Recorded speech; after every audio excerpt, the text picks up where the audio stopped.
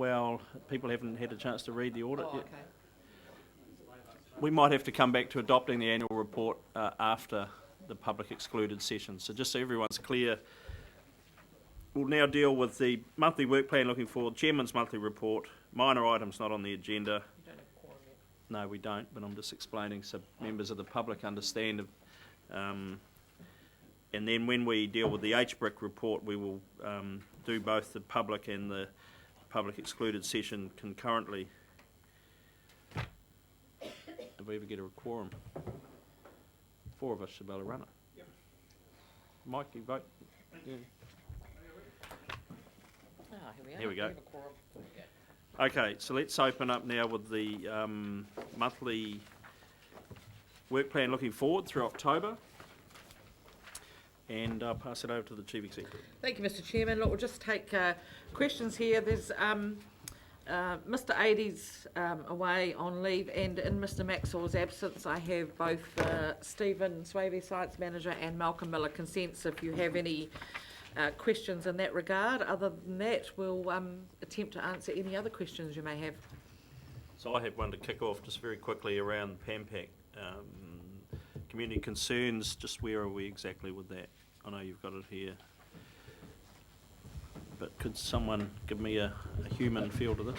Yes, the consent decision has been issued, and I think we're saying there, we anticipate 9th of October is when the appeal period actually closes. So this is for the PAMPAC outfall amendments, change of conditions. I think, sorry, there's probably nobody here from compliance. You were concerned more about the kiln? The kiln, yes. Yeah. Kiln. Sorry.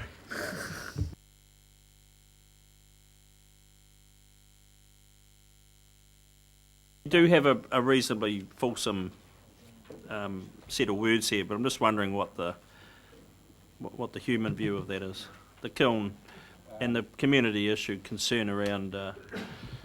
I haven't been directly involved in this. This is their kiln for drying the timber, and it has had an issue with toxins that are released at critical phases. But I think they've designed, without reading this, they've sort of reworked how they operate it to try and minimise any concerns. There has been public health unit has certainly been involved in that discussion,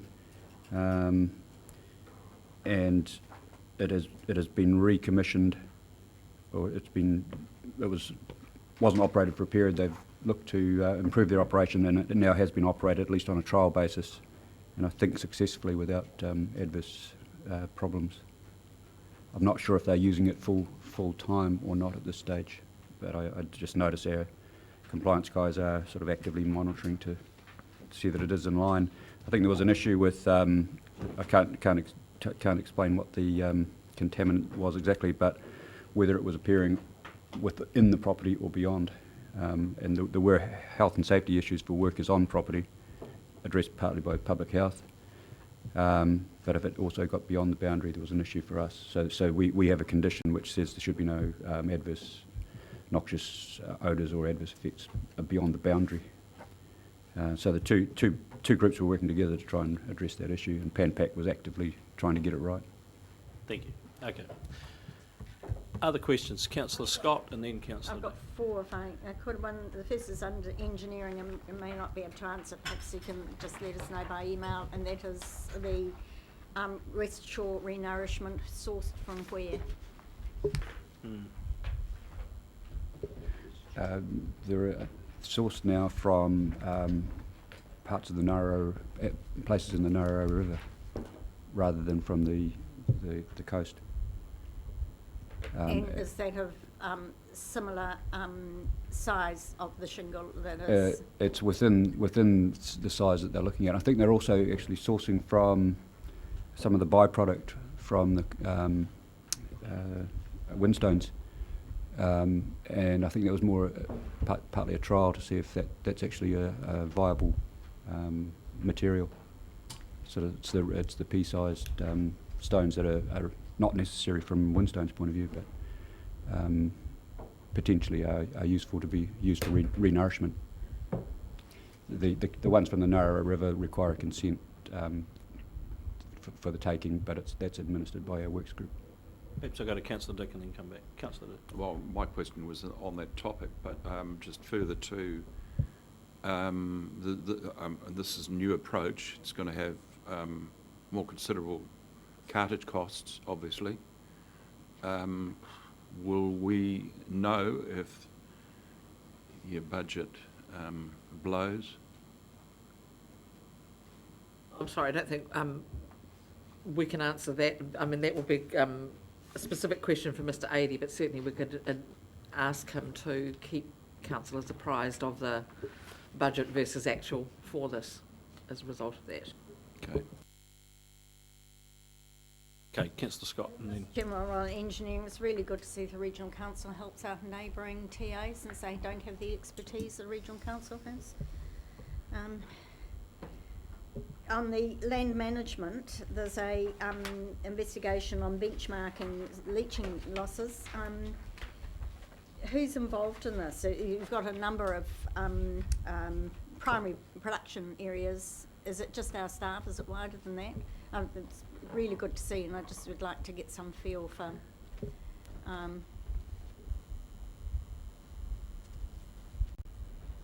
That's some work that's, yeah, as you said, been undertaken by our land management team. I think I'll ask probably Mr. Milner to send out some information to councillors on that. It'd just be good to be aware of it. Yep. I'd really like to congratulate everyone on having our park plan put up for an award. But what are the awards? Are they a planning award? Are they parks or resort awards? What's the actual awards? Sorry, open spaces. We've been nominated for the New Zealand Recreation Association Outstanding Plan. Is this just one area of, what are these awards? I can't answer that. I guess there's something that's Nice. organised by the New Zealand Recreation Association. I don't know Outstanding anything plan. else about. Outstanding in the field, open spaces or something? I don't know. Yeah. Perhaps a little bit of information around whatever that is would be help us to know what's going on. And the last one was over the client services with the Section 36 charges, presumably the information around the science program and their views on the methodology of charging will go hand in hand, will it? So they're really informed to be able to make those decisions. Yeah, absolutely, because the during the discussions around this, during the long-term plan considerations, I think there was certainly a feeling that both that the methodology was a prime topic for feedback, definitely. Yeah. Thank you. Councillor Graham. On page 51, tomato mushrooms. I'm just want to note my concern where this is going. We have, I've had a couple of chats with him, and we've had some chats with Ian, but we don't seem to be able to find any common ground. And there's 120 jobs, full-time jobs here, and so I'm very keen to protect those jobs for the people that have them, the people of Hawke's Bay. And so I'm keen that we look for a commercial compromise in this, that we just can't be emphatic about the consent or the not consent. We have to go an extra mile to protect these jobs. So I just want to make sure that we are doing that.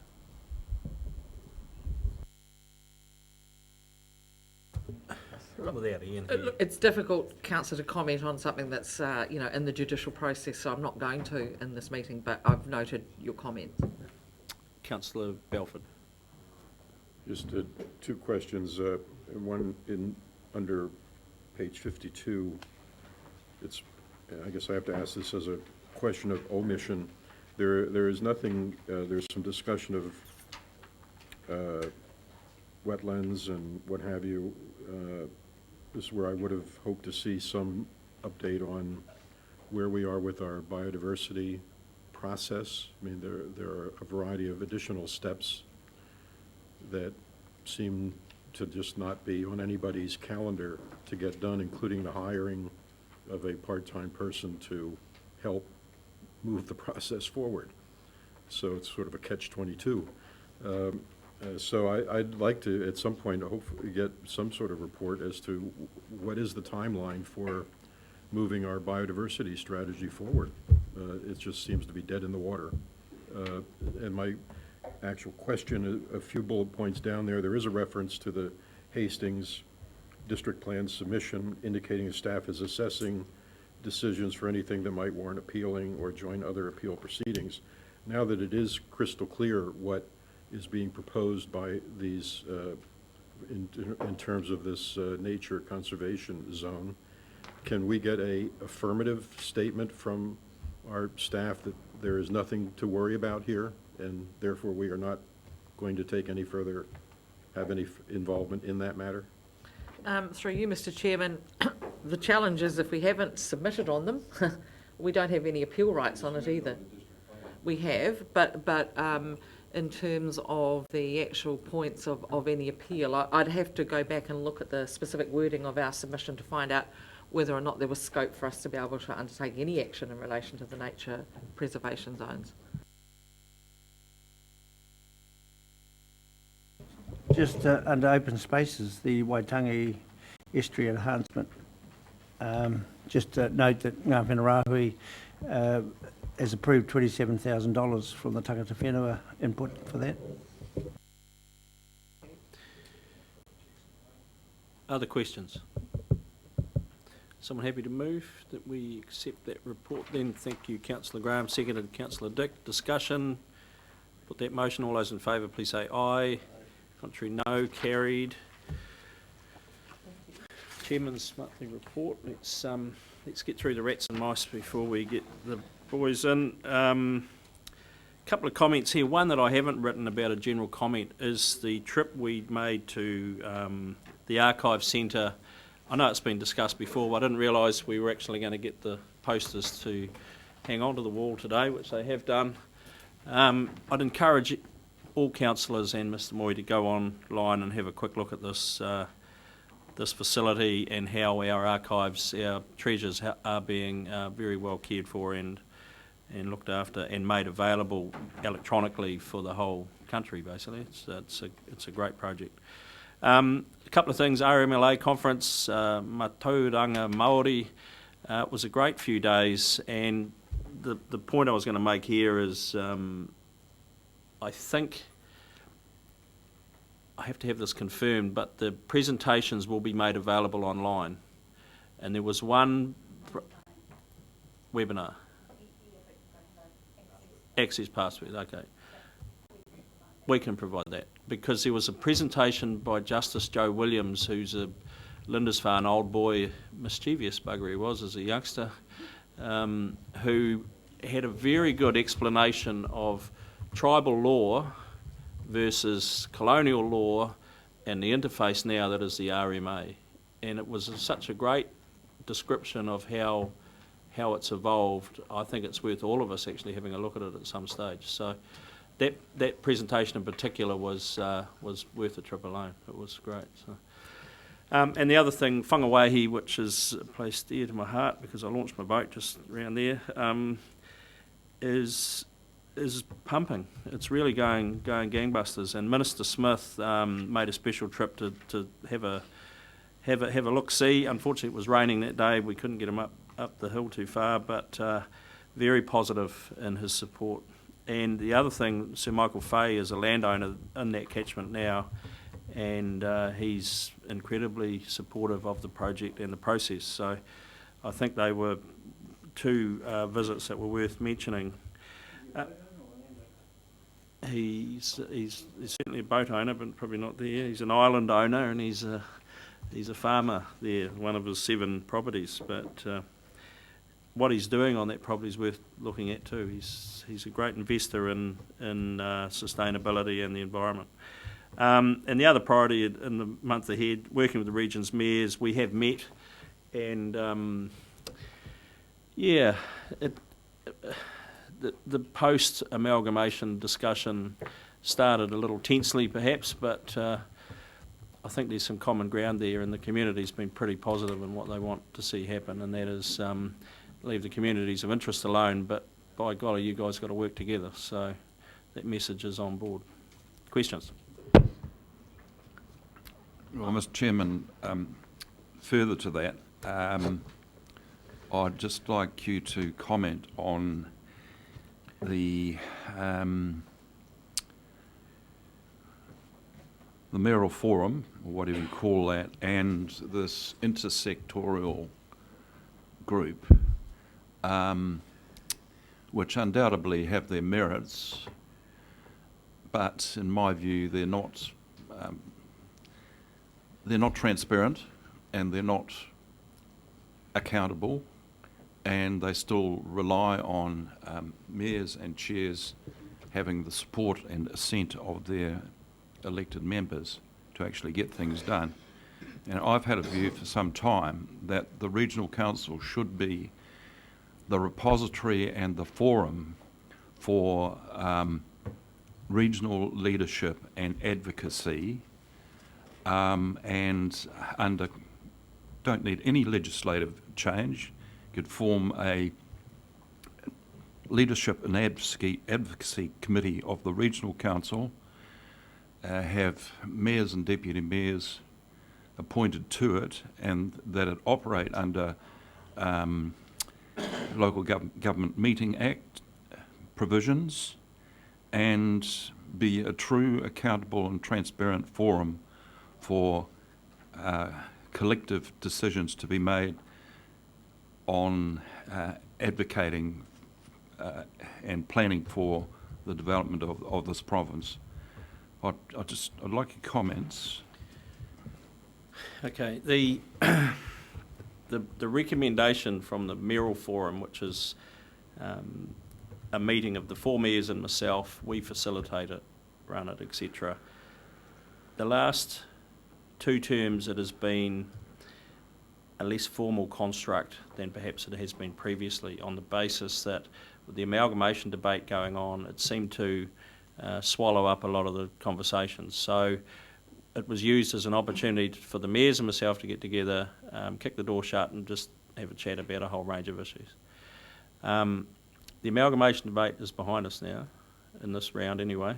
The recommendation from the meeting we had immediately following the amalgamation decision was the intersectoral group should be the transparent one to start with. It's established, it's got all the players there, and there's a meeting actually coming up where that will be discussed, because I think that is the immediate cab off the rank.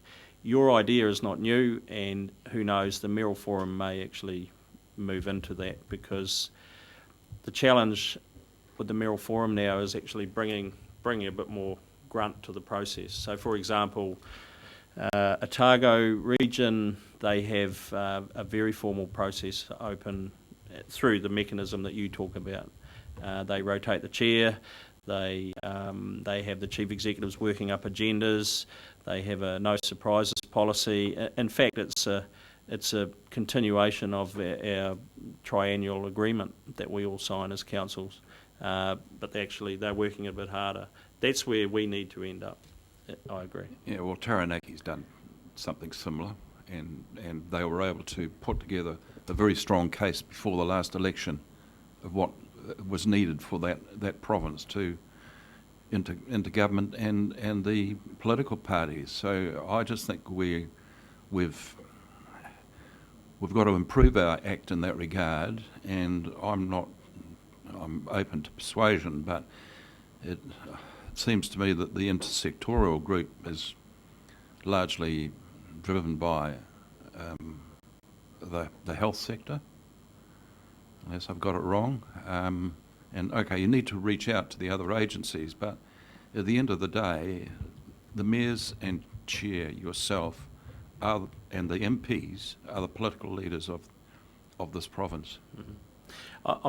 I'm not saying we won't end up there, but at this stage, it's the fur's still settling in the room. There was some very strong views throughout the debate around amalgamation between the mayors, and we're only a few weeks past that final decision. So I wouldn't, nothing's off the table, but that's not definitely on the table at this stage. So I'm sorry that doesn't really give you much comfort, probably, Councillor Dick, but it's early days. Keep us posted. Yeah, okay.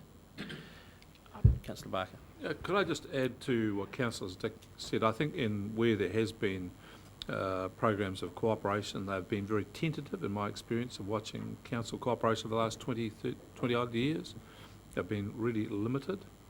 And I would have thought the view of the public out there is they expect something extremely ambitious to go well beyond what has been done before, and things quite substantial.